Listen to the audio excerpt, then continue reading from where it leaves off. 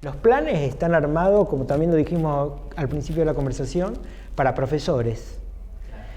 Y se espera que estas instituciones gradúen profesores que vayan a la escuela o a los distintos niveles de la educación y enseñen. También, como nosotros pertenecemos al área de la educación artística, también se espera que los que egresan de estas instituciones sean artistas, ¿no? Lo que uno se pregunta es si va a venir a la institución a formar a un artista, ¿no? Si es ahí donde el artista se forma. Esto es una pregunta que también deberíamos hacernos, porque mayormente el artista es en función de su hacer, ¿no? Y mayormente el artista elige a su maestro y su maestro lo acompaña en esta cuestión de lo que este artista va necesitando y este maestro por tal puede ofrecerle. La institución en realidad ofrece planes de estudio, que es lo que vos me estás preguntando, que están pensados sobre la base de lo nadie, diríamos, ¿no? O lo de todo, que es lo nadie, es decir, no sé, nos sentamos a pensar contenidos de enseñanza que pueden ser necesarios para no sabemos quiénes, las personas físicas reales que vendrán un día a aprender, pero que digamos hasta que no las tenemos delante no sabemos cuáles son sus demandas y sus necesidades. Entonces se plantea así en una cuestión muy, muy universal, que en realidad no remite a nadie, y guardan una lógica que tiene que ver con una estructuración secuenciada de complejidades, ¿no? Sobre la base de que quienes lo arman o quienes vamos estando y que colaboramos con esos armados, quizá desde la experiencia podemos ofrecer herramientas para armarlos y ahí, digamos, la lógica que se puedan encontrar. Después, llevado al plano concreto y real, habría que preguntarle a los estudiantes en realidad qué piensan. Mayormente hay una mirada muy crítica de los estudiantes frente a sus planes, también por algo de lo que hablamos al principio de la conversación, ¿no? La persona que vino al conservatorio vino porque quiso ser música y se encontró con que iba a ser profesora o profesor, y entonces, bueno, no le desagradó porque la demanda social termina siendo esto y en algún punto tuvo que hacer como una suerte de negociación consigo mismo para poder estar satisfecho, y lo decimos entre comillas, por ese asunto, pero no pudo seguir con el deseo de ser músico porque el plan le está imponiendo otras cuestiones que él está negociando internamente. Y en ese punto, la vigencia, que es lo que vos me estás preguntando, no sé hasta qué punto es tal, porque ahí ya estamos en el plano de lo que le pasa al sujeto frente a lo que la institución le está ofreciendo y las negociaciones que él tiene que hacer consigo mismo para poder encararlo y, bueno, aceptarlo, ¿no? Te puedo contestar con una anécdota boba. Yo cada vez que me invitan a dar un taller para los profesores y alumnos avanzados de una institución, que me he invitado millones de veces en todos lados, me van a buscar al aeropuerto o alguien de la institución y en el viaje nomás hasta el hotel me cuentan que están por cambiar los planes de estudio. Y entonces, que lo que estaba antes no sirve, pero lo que está ahora es buenísimo, pero entonces lo que yo voy a enseñar seguramente va a hacer que mejoren los planes de estudio. Me pasó tantas veces que yo empiezo a creer que nada de eso importa en absoluto, porque las instituciones siguen igual, los planes de estudio cambian y nada cambia. Como gato pardo, ¿viste? Que algo cambie para que nada cambie. Bueno, qué sé yo. Los planes de estudio son los planes de estudio. Digamos, el problema de las instituciones es la institución misma. O sea, la institución es una entidad que se alimenta a sí misma de burocracia, información circular. Por más planes de estudio que tenga, si no hay un criterio, por ejemplo, que es bueno hacer música cuando uno está estudiando música, ponele, por decir algo, los planes de estudio no me merecen ninguna opinión, no tengo ninguna idea que decir. No, la experiencia por supuesto que es esa, porque el profesor que da la clase es el mismo. Entonces le cambian el nombre de la materia y le cambian el orden de los contenidos, pero el tipo sigue dando la misma clase. El único cambio posible es cuando el docente descubre que tiene que enseñar de otra manera, entonces ahí, aunque no cambien el plan, va a enseñar de otra manera. Si no es nada, son todos cambios de nombres, por ahí más actualizados, pero los tipos siguen dando la clase igual que siempre, no hay ningún cambio.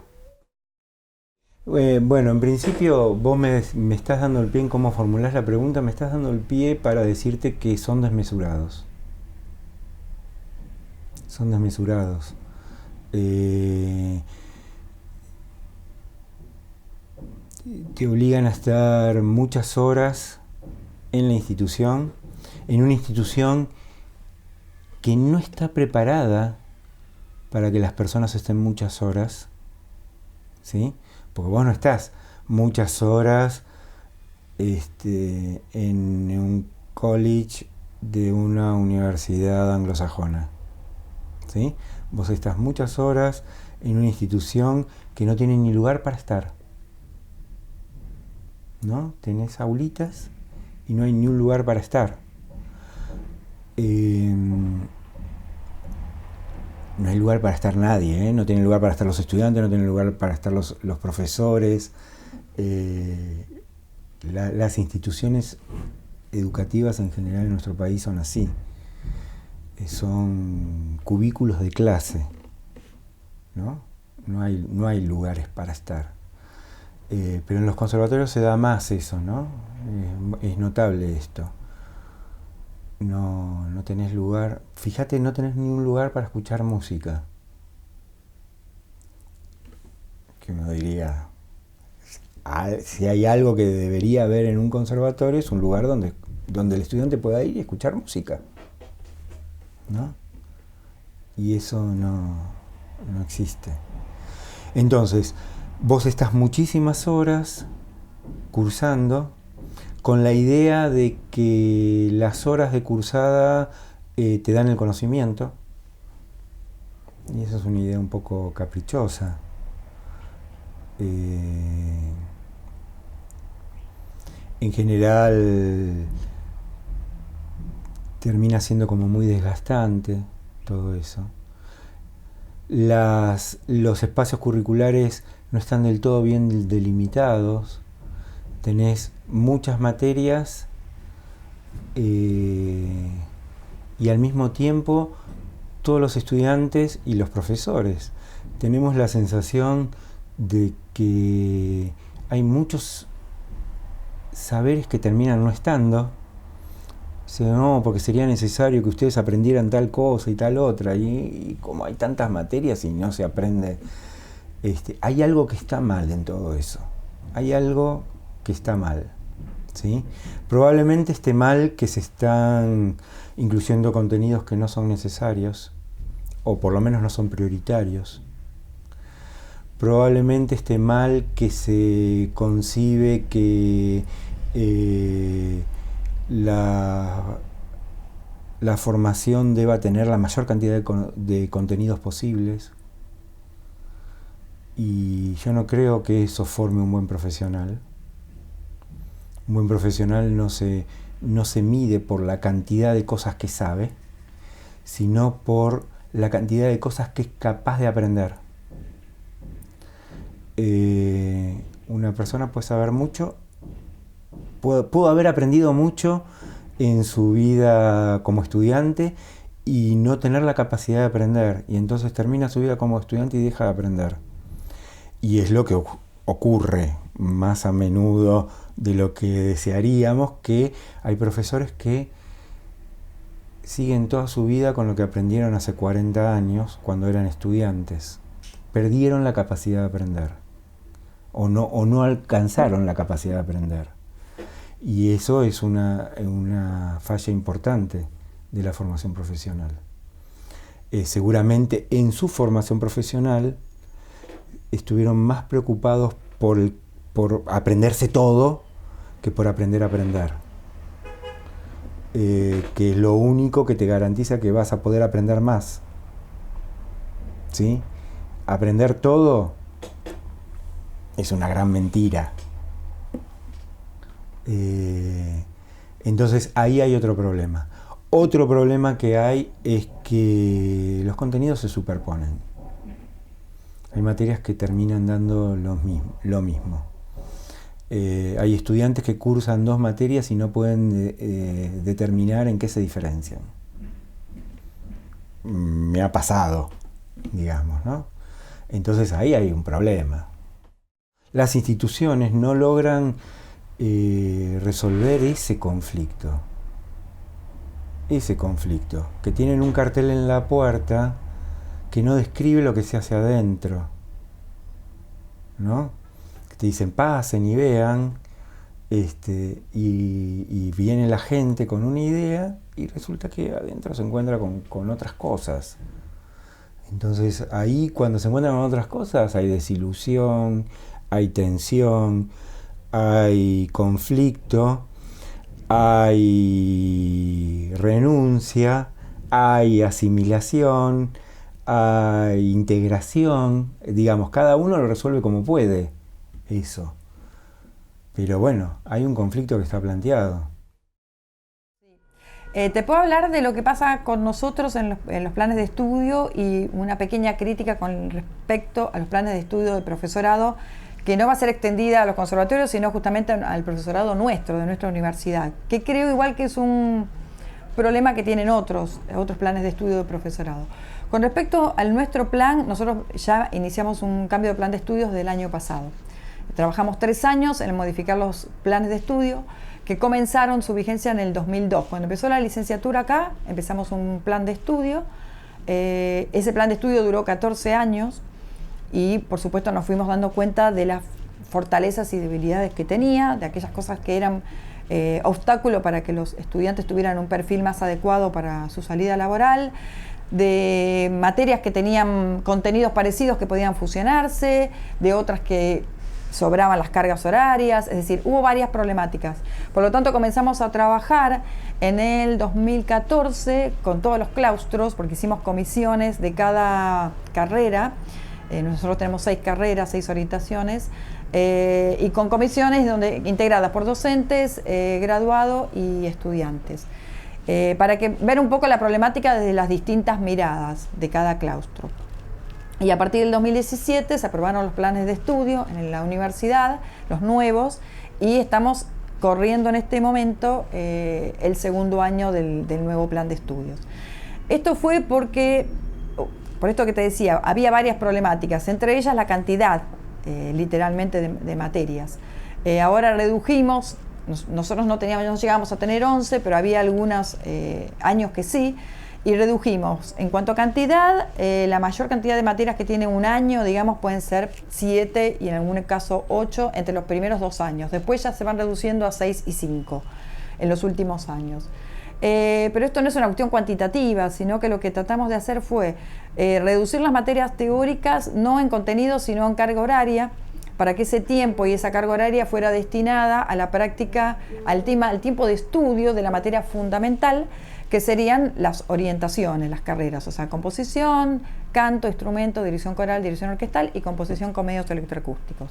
O sea que le ponemos una carga horaria que no es presencial, está la presencialidad de tomar la clase, pero después hay horas que los chicos tienen que destinar en su casa a estudiar, pero en el plan de estudios se suman esas horas. Entonces las sacamos justamente de las materias teóricas. Nosotros consideramos que las materias teóricas tienen que estar primero porque la licenciatura da un título que habilita para la investigación. Y segundo, porque consideramos que un músico no es solamente un productor de hechos estéticos, un artista, sino también es un investigador, también puede llegar a ser un docente, porque nuestro título habilita para la docencia universitaria, aunque no tenga materias pedagógicas, no para los terciarios. Y también consideramos que es un agente transformador en lo social, o sea, un comunicador social. Entonces, para poder sostener esos 3 perfiles, necesita tener un bagaje teórico que fundamente lo que hace y que lo conecte con la realidad social y cultural. Así que para nosotros las materias teóricas las redujimos muchísimo, pero las que están son imprescindibles. Por otro lado, bajamos la carga de materias optativas. Teníamos 228 horas y las bajamos a la mitad, justamente pensando, porque en su momento fueron más necesarias las optativas, porque respondían a abrir un poco el plan de estudio a nuevos perfiles o recorridos, digamos, de trayectos curriculares para que además de la formación obligatoria cada uno pudiera elegir si le interesaban materias de música popular, si le interesaba intensificar su carrera, su materia fundamental, si le interesaban más otras materias teóricas. Entonces cada uno podía complementar, digamos, la currícula obligatoria con materias optativas. Hoy en día que estamos como mucho más abiertos, que complementamos con seminarios, clases magistrales, simposios, etcétera, consideramos que ya no es tan necesario eso, entonces redujimos a la mitad las cargas horarias de las optativas y esas horas también las usamos para las materias fundamentales. Así que en definitiva se redujo casi 1000 horas, un plan a otro, y fundamentalmente pusimos el foco en aquellas materias que les sirvieran para su desarrollo posterior desde lo profesional, que eso faltaba. Materias como producción y organización de eventos, por ejemplo, legislación, que no puede no estar porque un músico tiene que saber sus derechos y obligaciones.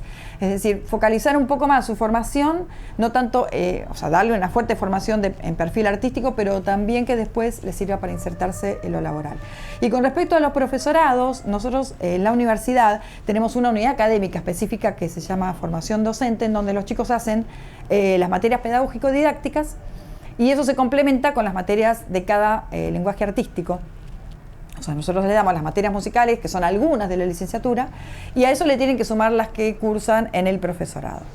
Ahí hubo un cambio de plan de estudios que no resultó muy efectivo, a mi parecer, porque se han agregado muchas más materias pedagógicas y didácticas que podrían haber sido fusionadas en cuanto a sus contenidos, y esto hace que los planes se conviertan en ya como fantasmagóricos, ¿no? Es como que ver ese plan de estudio y pensar todo eso que tienen que cursar parece realmente todo un desafío, porque además tienen que cursar dos instituciones, tienen que cursar las materias acá y las materias en formación docente. Estamos muy alejados espacialmente, estamos a 1 hora de viaje, las ofertas horarias no son las mismas y por lo tanto se les complica bastante cursar el profesorado en la universidad, en nuestra universidad. Creo que las estructuras de los conservatorios Falla y Piazzolla están mucho más sólidas y además a eso se suma, en el caso nuestro de música, que dan títulos específicos de formación en el instrumento o en la especialidad que cada uno haya elegido y que además ese título les sirve para dar clases en todos los niveles. En el caso de nuestro título, no es un especializado en ninguna de las orientaciones, es un título de profesor de artes en música, por lo tanto solamente puede ser aplicado a los distintos niveles, si bien tiene alcances terciarios. Cuando los egresados nuestros quieren dar materias específicas en conservatorios, ese título no les sirve. Así que en este momento estamos con una complejidad en ese sentido.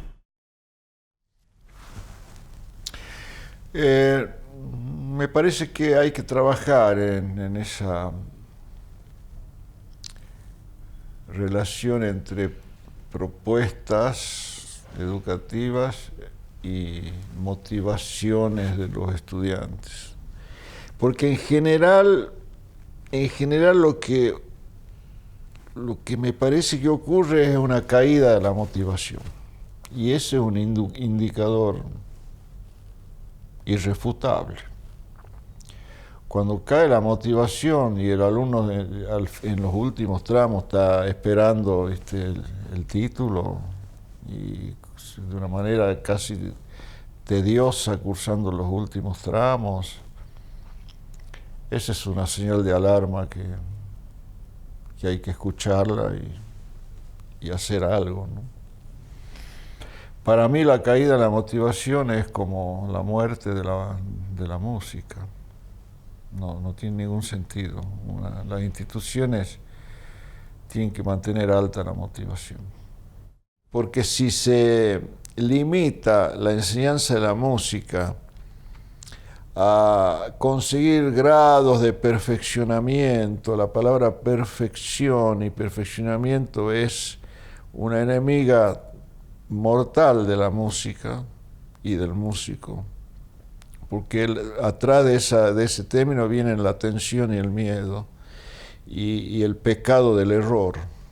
Entonces creo que es todo un andamiaje conceptual que ya se está revisando, pero que hay que revisarlo más y modificarlo realmente, porque es una contradicción tremenda hacer arte con miedo. Es una gran contradicción. O hacer arte con tenso. Es una enorme contradicción. El arte tendría que ser liberador en muchos sentidos, ¿no?